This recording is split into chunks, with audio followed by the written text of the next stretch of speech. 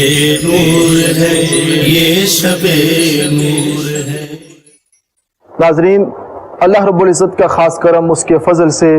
آج ہم جس عنوان کا انتخاب کر رہے ہیں، ہم نے پچھلے جو 10 روز گزرے ہیں سیدنا امام علی مقام امام حسین علیہ السلام اور آپ کے پورے خانوادے کا ذکر کیا، آپ کے فضائل پہ بات کی، شہادت امام علی مقام کا ذکر کیا۔ آج ہم درس کربلا کے حوالے سے، پیغام کربلا کے حوالے سے ہم بات کریں گے۔ میرے ساتھ اسٹوڈیو میں جو مہمان شخصیات تشریف فرما ہیں، ممتاز مذہبی اسکالر جناب علامہ پیر محمد شفاعت رسول صاحب، السلام علیکم۔ وعلیکم السلام۔ میرے صاحب خوش آمدید آپ کہتے ہیں۔ اور میرے ساتھ تشریف فرما ہے نوجوان مذہبی اسکالر جامعۃ الازہر مصر سے، انہوں نے ماشاءاللہ ایم فل کیا اور پی ایچ ڈی کر رہے ہیں، رابعہ شیخ محمد ادریس الازہری صاحب، السلام علیکم۔ وعلیکم السلام۔ آپ کو خوش آمدید کہتے ہیں۔ پھر صاحب، شہادت امام علی مقام اور فضائل پہ ہم نے سر حاصل گفتگو ہو چکی، بتائیے گا کہ میدان کربلا میں جو کردار تھے، سیدہ زینب کا کردار ہے، حضرت علی اکبر کا کردار ہے، امام علی اصغر کا کردار ہے، یہ جو سارے کردار ہیں، آج کی نوجوان نسل کے لیے حضرت علی اکبر کے کردار کو سامنے رکھتے ہوئے کیا پیغام ہے؟ بسم اللہ الرحمن الرحیم۔ ایک کردار تو وہ کہ جو کربلا میں انہوں نے نمایاں کیا، ٹھیک ہے، اور ہر کردار کے پیچھے ایک فکر ہوتا ہے، ٹھیک ہے، ایک سوچ ہوتی ہے۔ تو یوں کہہ لیجئے کہ ایک سکے کے 2 رخ ہوتے ہیں، ایک فکر ہوتا ہے رخ اور دوسرا رخ اس کا کردار، یعنی اس فکر کے مطابق جدوجہد ہوتی ہے۔ صحیح۔ سیدنا امام حسین علیہ السلام کا جو فکر تھا وہ وہی فکر تھا جو مولا علی کا فکر تھا، ٹھیک ہے، جو رحمت للعالمین کا فکر تھا، جو قرآن کا فکر ہے، جو اللہ کا دیا ہوا فکر ہے،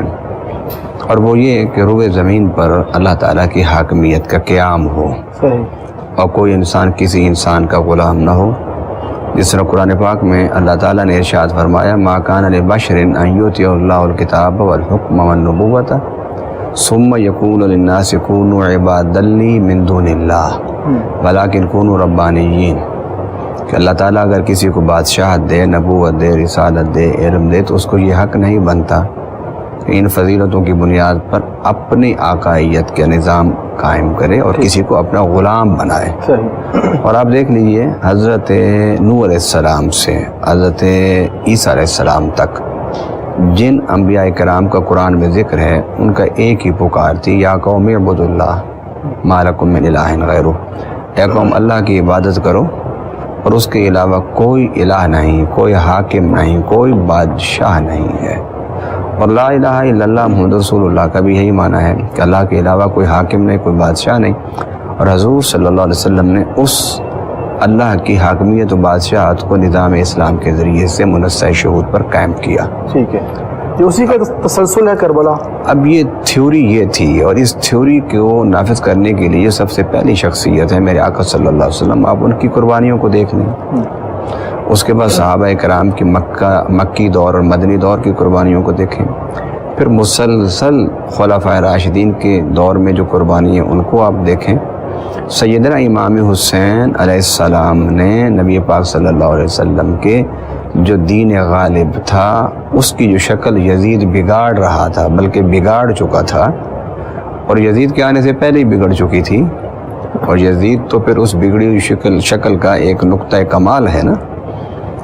اس کے دین کے تحفظ کے لیے، بقا کے لیے حضرت امام حسین گئے، اور حضرت امام حسین نے اس سوچ اور فکر کو بچانے کے لیے کردار ادا کیا۔ ٹھیک ہے، اور اس کردار کا اگر آپ نچوڑ اور خلاصہ نکالیں تو وہ یہ ہے کہ کسی بھی صورت میں باطل سے سمجھوتا نہیں ہوگا، کسی بھی صورت میں باطل کے سامنے سرنگو نہیں ہونا،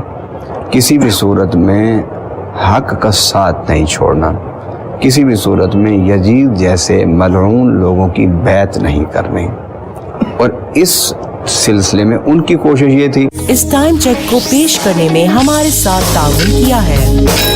ٹینشن نہ لو، گوڑا بن چاہیے تو نسالو کہ آپ سے بیعت لی جائے۔ جو ہی یزید مسند خلافت پر بیٹھا تو اس نے مدینہ کے گورنر کو پیغام بھیجا تھا کہ حضرت حسین، حضرت عبداللہ ابن زبیر، عبداللہ ابن عمر، ان کی بیعت لی جائے، تو حضرت امام حسین رضی اللہ تعالیٰ عنہ وہاں سے مدینہ چھوڑ کے مکہ چلے گئے، اور پھر مکہ میں حج کے موقع پر یزید نے بے شمار خودکش لوگوں کو بھیجا ہوا تھا اور مسلح کر کے بھیجا ہوا تھا کہ تمہیں جس طرح بھی ہو مکہ میں طواف کرتے ہوئے،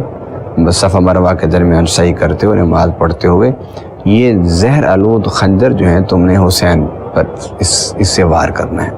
تو امام حسین علیہ السلام مکہ سے عین حج کے دن میں کوفہ کی طرف چلے گئے کہ آپ مدینہ کو قتل و غارت سے بچانا مقصد تھا، مکہ میں آئے، مکہ میں پھر وہی صورتحال پیدا ہوگی، پھر آپ کوفہ میں چلے گئے، اور کوفہ میں حضرت امام حسین علیہ السلام نے جو کردار ادا کیا اس کردار کا ایک ہی نقطہ ہے، اور وہ نقطہ یہ ہے کہ اللہ کا دین جو پیارے آقا صلی اللہ علیہ وسلم نے نافذ کیا تھا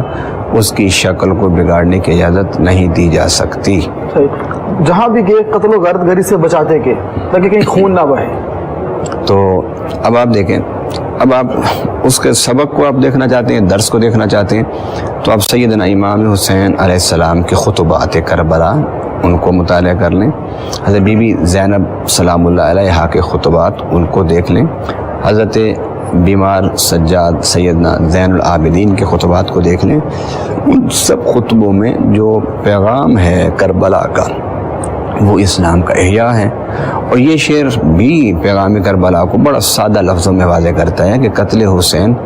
اصل میں مرگ یزید ہے، اسلام زندہ ہوتا ہے ہر کربلا کے بعد۔ جیسے خطبات سیدہ زینب پہ ہم بات کرتے ہیں امام علی مقام کی، اور تفسیر سے انشاءاللہ گفتگو ہم کرتے ہیں، کیونکہ سارے جو کردار ہیں آپ بس مختصر کرتے کرتے سب چیزیں نکھر کے لوگوں کے سامنے بیان کرتے رہیں۔